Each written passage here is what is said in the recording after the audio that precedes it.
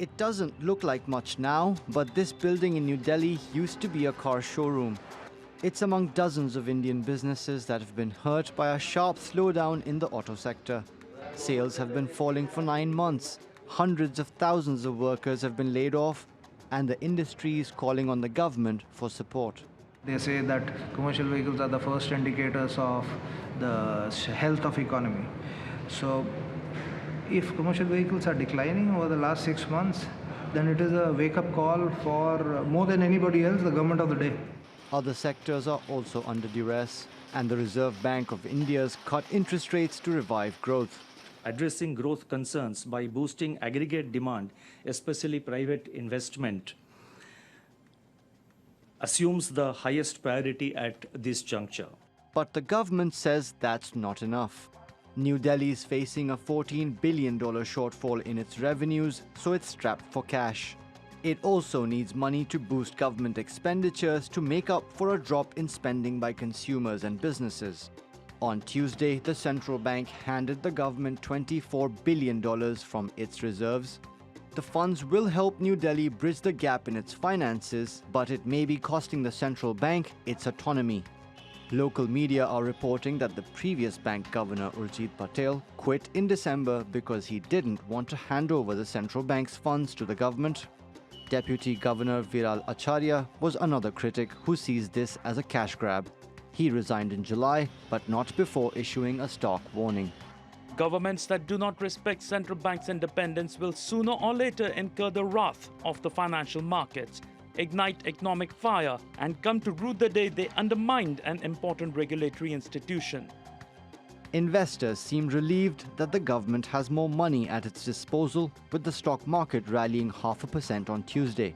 And New Delhi sweetened the deal for them by scaling back recent tax hikes on foreign investors. But that means collecting less money from taxes.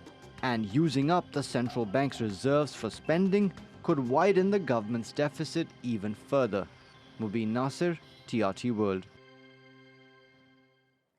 For more of an insight, we're joined by Professor Sunil Poshakwale from the School of Management at Cranfield University. Professor, start by explaining for us, if you would, why we are seeing an economic slowdown in India. Well, I mean, as your report shows, one of the barometers of how well an economy is doing is the looking at the sales of the vehicle, and as the report suggests, that the sales of automobiles and two-wheelers has been slowing down considerably in India, which is a sign that the consumer spending is slowing down, and that is not helping the economy at all. Of course, there are other wider reasons why the Indian economy is, having some effect of what has been going on in terms of the global uncertainty caused by the tariff trade war between US and China, coupled with, of course, the slowing down of the Chinese economy, which is, as I said in my previous interviews also, is really the engine of for the global growth, economic growth. And also the further uncertainty caused by Brexit and what's going to happen in Europe. So that means that the markets around the world are quite nervous. The trades are not moving as fast as they could. And all that coupled with, of course, the internal weakness of the economy in India is causing a major challenge to the current government. So how is this injection of funds expected to help? What's it going to do? Well, it's going to do a huge deal because it's not a small sum of money. $24 billion approximately is what is being transferred by RBI.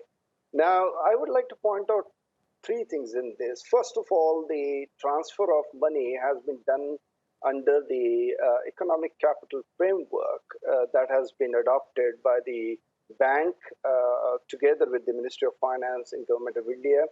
And they worked out that the excess amount of capital that the bank is maintaining is really not required.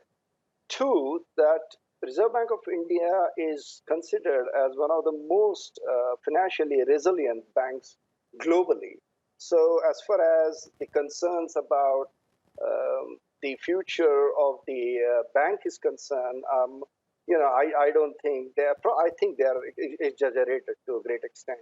And number three, that it is not unusual for central banks to transfer profits to the government.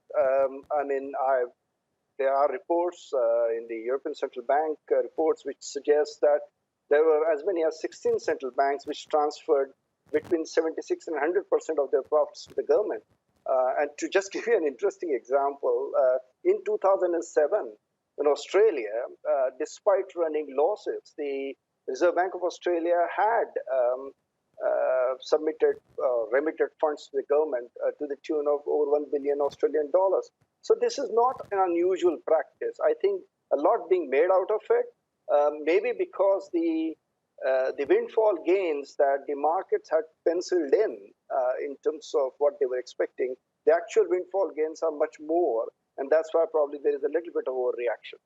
So explain to us then why people are so concerned about the independence of the central bank. What's been going on there to make people raise their eyebrows? Well, I mean, clearly the recent history of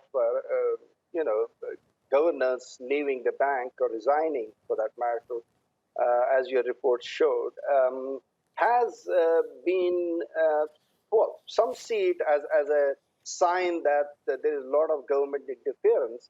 However, I think two things need to be borne in mind, that this government has been quite proactive in terms of trying to manage the economy. As you know, in June itself, the government embarked on an interest rate cut with the slowing down of inflation and consumer spending, of course. The idea is to weaken the Indian rupee so that it gives a little bit of boost to the exports. So they have been already trying to take steps ahead of the impending problems they see.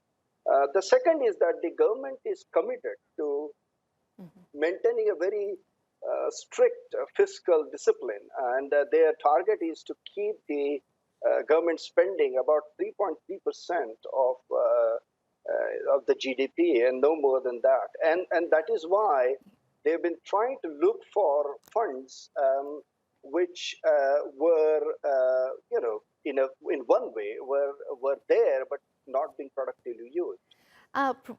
Professor, we're running out of time there, but thank you very much for your insight into that.